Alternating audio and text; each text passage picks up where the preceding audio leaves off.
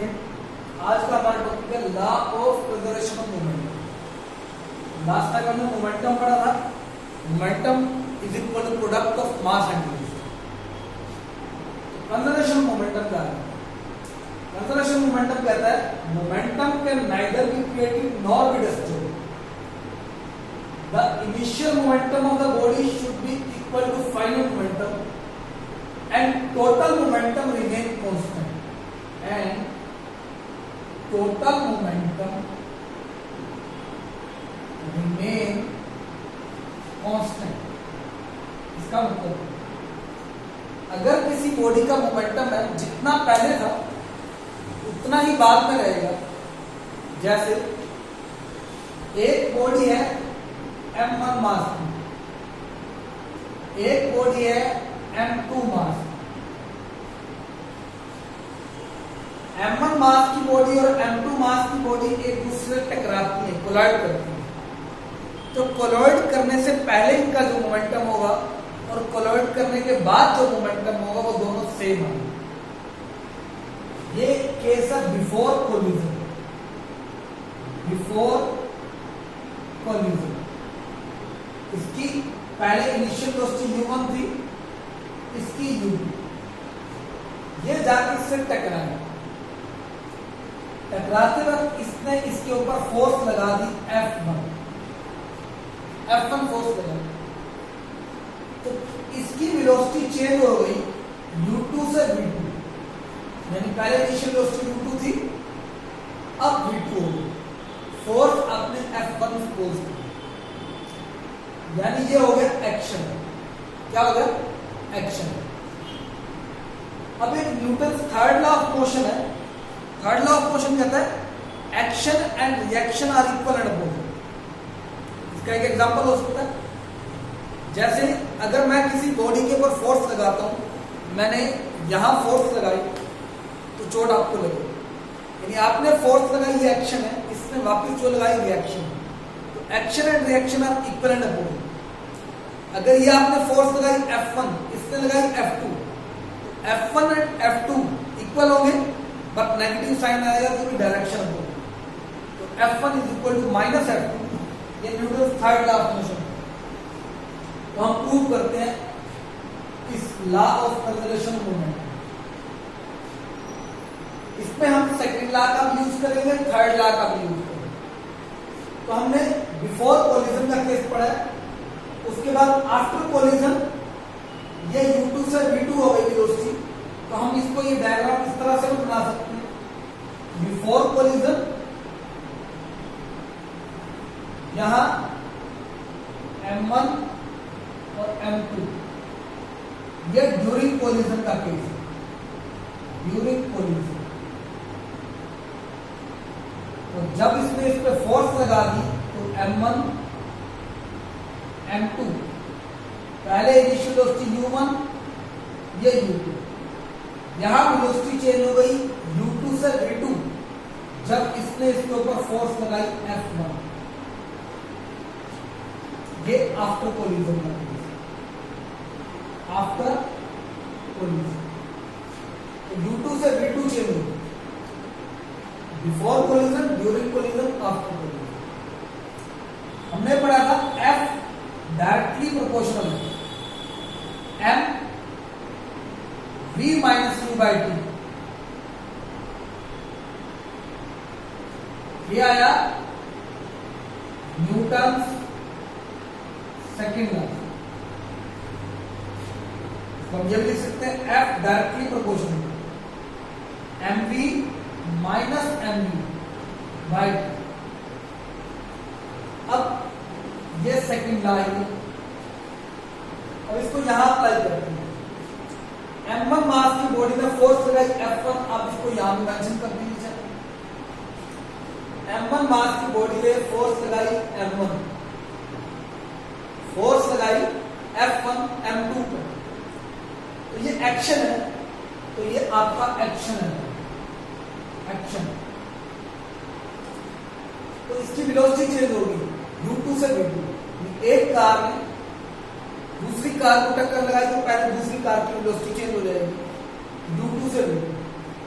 तो इस इसको अप्लाई करते हैं, F की जगह F1, M की जगह M2, V हमारे पास V2 माइनस U2 बाय में 2,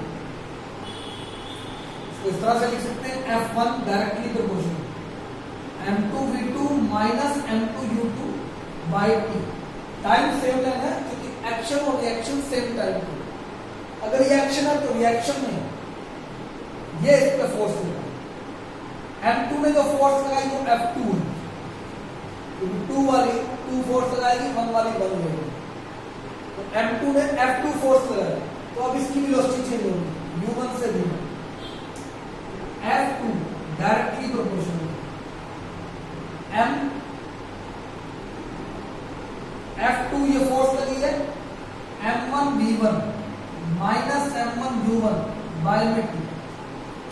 आपको पता है अगर प्रोपोर्शनलिटी हटाएंगे तो कांस्टेंट लगेगा, तो कांस्टेंट लगाते हैं F1 is equal to constant की वाली 1 ले लो, K लगाएंगे M2 V2 minus M2 U2 by में 2। इस K को 1 सपोज कर लें तो F1 आया M2 V2 minus M2 U2 bye 2, F1 आ गया। सिमिलरली F2 आएगा M1 V1 minus M1 U1 by में 2, ये F2 है। डायरेक्ट भी कर सकते थे F MA करके, तो वहां पे एक वैल्यू 1 शुरू में भी सपोज कर सकते हैं। F1 की value M2 V2 minus M2 U2 by T, F2 की आ। अब एक्शन और रिएक्शन इक्वल एंड अपोजिट होती है, रिएक्शन तो F1 is equal to F2, लेकिन अपोजिट है तो माइनस साइन है। न्यूटन थर्ड लॉ में आपको F1 की वैल्यू पुट करो M2 V2 minus M2 U2 by में 2 is equal to minus M1 V1 minus M1 U1 by में 2, तो T से T cancel, M2 V2 minus M2 U2 is equal to M1 V1 minus M1 U1। अब U1 वाले एक तरफ को तो U2 एक तरफ, यानी ये माइनस U1 इधर ले लो, और या minus M2 V2 minus M2 U2 M1 V1 minus M1 U1। तो हमारे पास ये माइनस साइन एक और बाहर था, तो इसको हम इंप्लीमेंट कर देते हैं, तो माइनस M1 V1 हो जाएगा, माइनस टू माइनस प्लस, तो प्लस M1 U1। इस माइनस को इंप्लीमेंट कर दो साथ में।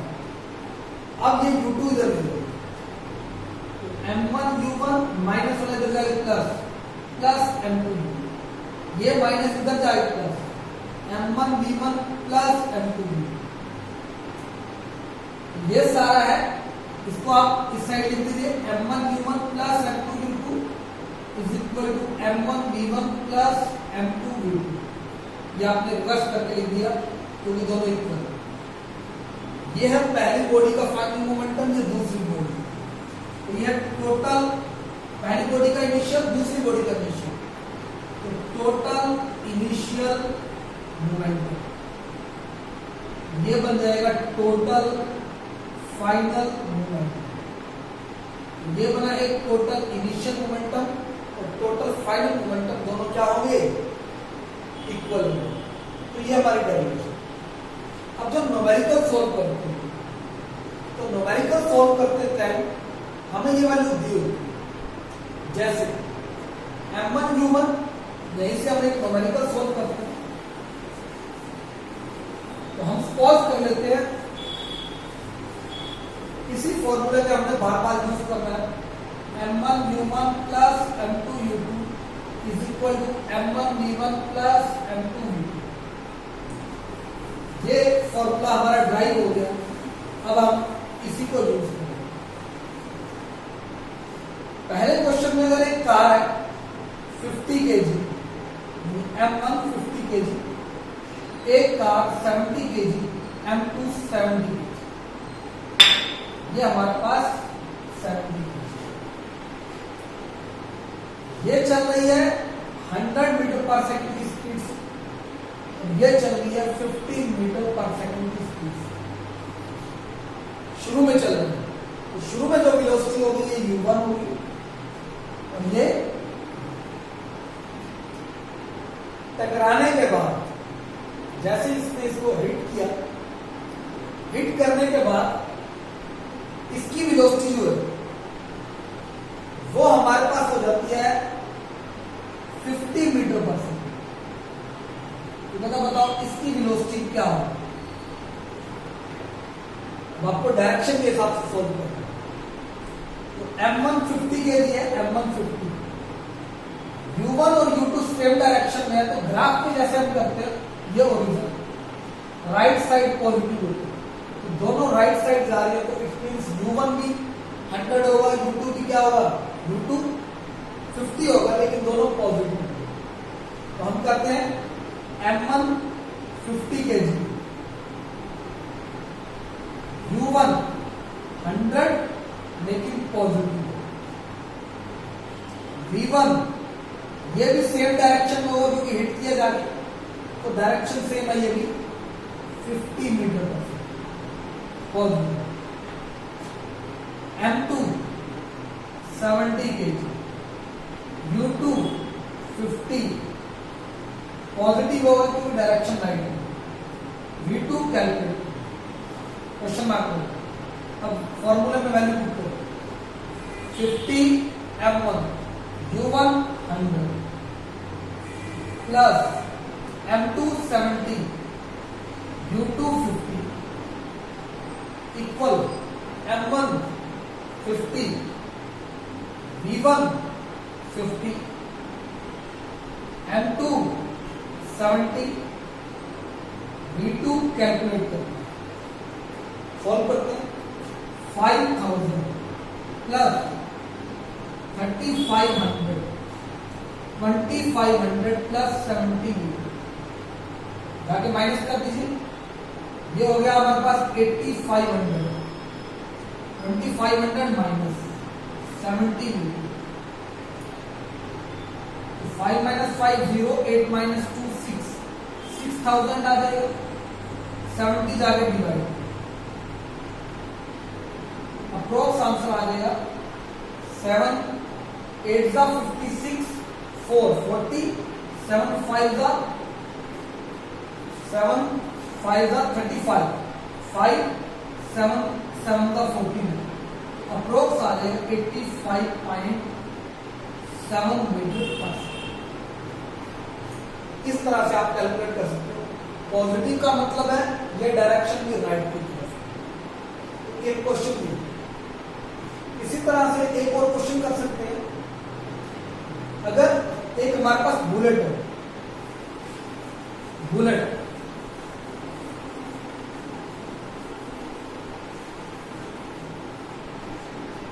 ये एक बुलेट है 50 ग्राम 400 मीटर पर सेकंड की स्पीड से चल रहा है।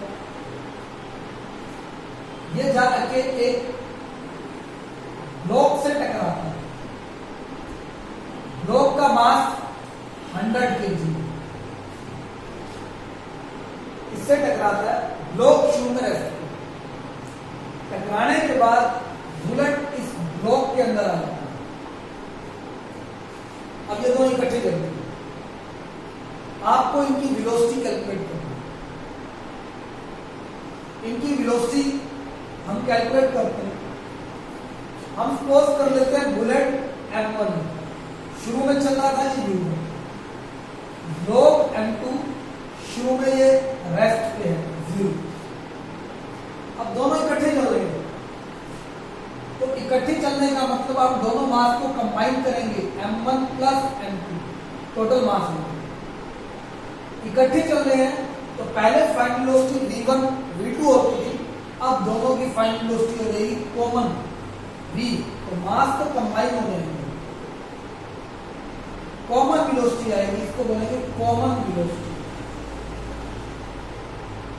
हम ये बोलते हैं एंटेंगल हो गया, एंटेंगल का मतलब इकट्ठे हो गए, फॉर्मूला पुट करते हैं, M1U1 फॉर्मूला चेंज करेंगे प्लस M2U2। अब दोनों मास कंबाइन हो गए, तो कंबाइन होके M1 V1 को V कॉमन वेलोसिटी, V2 को भी V, तो M1 plus M2 into V हो जाएगा। तो फॉर्मूला देखिए चेंज हो गया, M2 वैल्यू पुट करेंगे। पुट करने से पहले ध्यान रखना, सबसे पहले आप उसको SI यूनिट में कन्वर्ट कर दो, क्योंकि मीटर पर सेकंड में आंसर तभी आएगा जब ये SI यूनिट में होगा। तो ग्राम के किलोग्राम 50/1000 0.05 kg पुट करेंगे, 0.05 into 4 plus 100 into 0 plus 0.05 plus 100 recalculate. Solve करते हैं, 5/100 इंटू 400 प्लस 0 आएगा 100.05 V 20 is equal to 100.05 V divide करके 100.05 पॉइंट हटा के आप ऊपर 100, इसको सॉल्व कर देते हैं 2000 बाय 100,005। तो सॉल्व करेंगे तो जो भी आंसर आएगा ये मीटर पर सेकंड, ये कॉमन वेलोसिटी कैलकुलेट करना है। एक और क्वेश्चन भी पूछ सकता है, अगर ये बुलेट जो है एक गन से फायर हुआ, गन से बुलेट फायर हुआ गन से, ये गन ले 10 kg की गन थी, M2 10 kg की। जब बुलेट आगे जाएगा तो एक्शन, पीछे जो फोर्स लगेगी वो रिएक्शन। तो बुलेट की वेलोसिटी आपको दी है, अगर गन की वेलोसिटी कैलकुलेट करें। अब इसमें क्या होगा, इस केस में सिचुएशन चल ये अभी 400 फीट है, लेकिन इस केस के अंदर शुरू में दोनों रेस्ट में है, तो U1 0 होगा, U2 0, दोनों रेस्ट पे थे। चलने से पहले बुलेट गन के अंदर था तो रेस्ट पे, गन भी रेस्ट। चलने के बाद इसकी वेलोसिटी फाइनल V1 होगी, कहता है इसकी कैलकुलेट। अब पीछे जर्क लग रहा है तो रिएक्टिव फोर्स है अपोजिट डायरेक्शन, तो ये माइनस में आना चाहिए। पुट कर M1U1 M1 0.05 U1 0, M2 10 U2 0, M1 0.05 into 400, M2 10 into 0। Solve करते हैं, 5/100 into 400 plus 10 U2, तो 20 plus 10 U2, ये सारा 0 रहेगा, 0 plus 0 0 0, तो -20 is equal to 10 U2, 10 जाके डिवाइड, तो V2 आया -2 मीटर पर सेकंड। V2 है वेलोसिटी ऑफ गन, -2। अगर आपसे पूछे रिकॉइल वेलोसिटी, तो रिकॉइल वेलोसिटी का मीनिंग होता है